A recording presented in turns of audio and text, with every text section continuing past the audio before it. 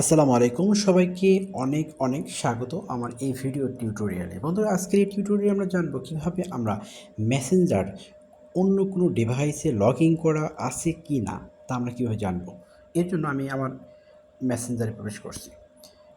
মেসেঞ্জারে আসার পর উপরে বাম পাশে কর্নারে 3 লাইন রয়েছে, 3 লাইনে ক্লিক করে দেব। ক্লিক করার পর আমরা এখানে সেটিংস যে অপশন রয়েছে এই অপশনে ক্লিক করে দেব। করার পর একটু স্ক্রল করে নিচে চলে যাব। এখানে যাওয়ার পর এখানে প্রাইভেসি অ্যান্ড সেফটি এই অপশনে ক্লিক করে দেব।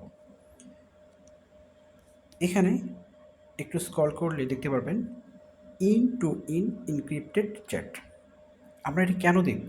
অর্থাৎ আমাদের এই মেসেঞ্জারটি অন্য কারো সেটে লগ ইন করা আছে কি না, অর্থাৎ অন্য কেউ চুরি করে আমাদের এই মেসেঞ্জারে লগ ইন করে আমাদের তথ্য নিয়ে যাচ্ছে কি না, এই জন্য আমরা এটা নিশ্চিত করব যে মেসেঞ্জার শুধু আমার সেটেতে লগ ইন করা আছে।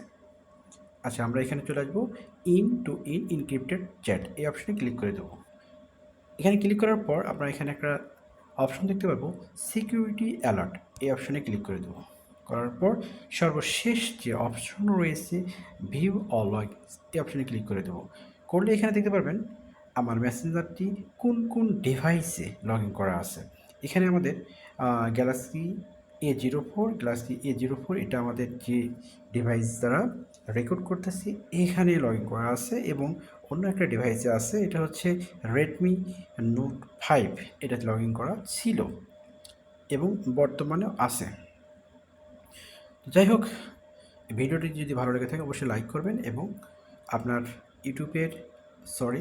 ফেসবুকের টাইমলাইনে রেখে দেবেন আর চ্যানেলটি সাবস্ক্রাইব করবেন। ধন্যবাদ এতক্ষণ সাথে থেকে ভিডিও টিউটোরিয়ালটি দেখার জন্য।